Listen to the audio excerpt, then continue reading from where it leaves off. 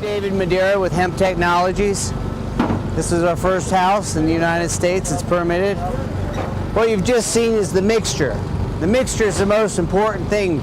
That must remain consistent. As you can see from this wall, we do it in sections. Now these sections have to fit together, and that consistency of the mix is crucial. Now we did these on last week. We can take down the forms now and move them up. This is our big window here. We'll lay the bottom plate in it, and then this will be protected. So what we're using here is recycled plastic in reusable plastic shutter forms that lock together tight. Sometimes we have to screw them directly into the framing, but pretty much they'll unlock, and then we use them on the outside. Now this bottom layer, we need to leave that shuttering on for 24 hours. And after 24 hours, we can remove that first layer of shuttering system. And then we take the bottom shutters and we move them up on top. Now, in the perfect world, we'd have enough shutters to do both sides. But right now, we have to keep reusing them to go around the house. So with these forms, with regular concrete, you have a slumping that causes the bottom form to go out. With Hempcrete, you do not have any of this slumping, so you don't have to worry about taking the form off too early. And with concrete, what would happen is pushing the form out. And that's why your forms have to be a lot stronger. And in this case, because we don't have any slump, we don't have to worry about that. Okay, so what we have here is the hemp shiv, or also called the hurd, which is the internal part of the stem of the plant. And that's mixed with a lime-based binder. And so with that lime-based binder and the hemp, we've got a negative carbon footprint.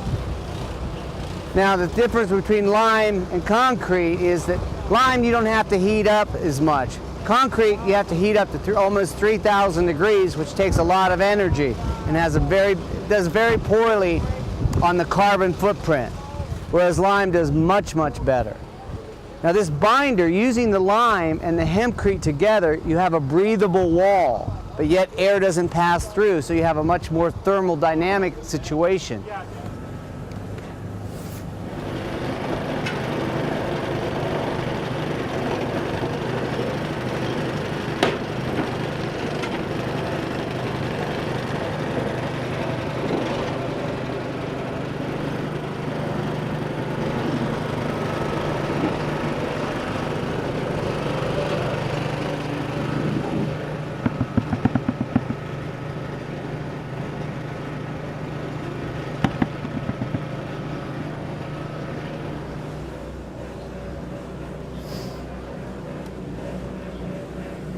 One of the major differences between this and straw bale is when straw bale gets wet, it doesn't do as well as this. When this gets wet, it just dries itself out naturally because of its breathing capability. And so you never have mold, you never have dry rot, and you never have termites. And so this whole wall is going to breathe. So the cellulose properties of hemp are so much better than straw. Now there might be some plant out there that's even better, but we don't know about it.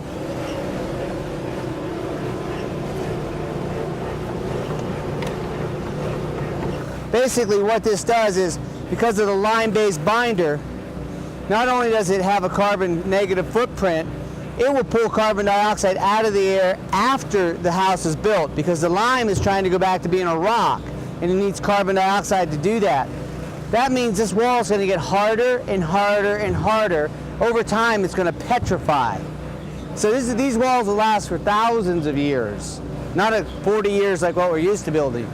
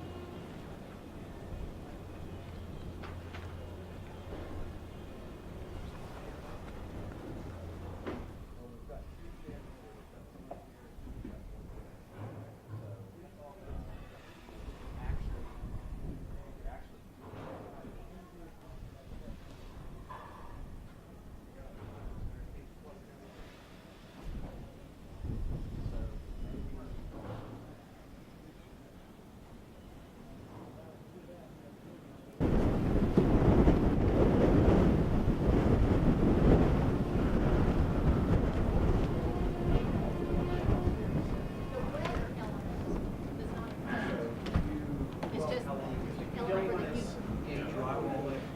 looking at probably 3 weeks. We've saved total labor time. Right, okay. So here you can see how well in the winter conditions the hempcrete has held up.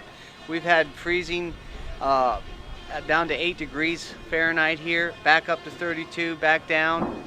It's gotten to 40 degrees, and it's done extremely well in this weather. So once it warms up, we'll put the finishing render on it. Wow. Neato. Neato. It should have buttering on there. If you guys skim coat over it, should have buttering. That's not a problem. Yeah, the whole thing, yeah. Because it has some, we're not going to bring. It has some structural integrity too. It's a non-structural material. So it's actually encasing the frame. So,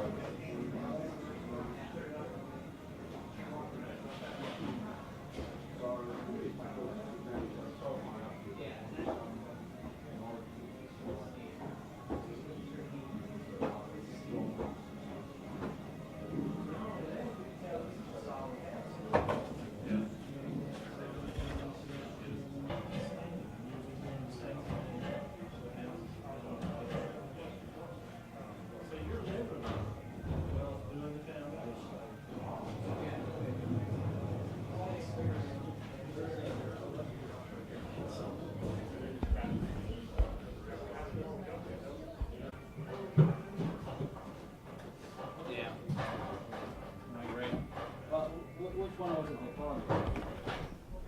how about the, And then Madison's not bad, you know, but they haven't given us anything other than that glove factory. And that's a sweet building.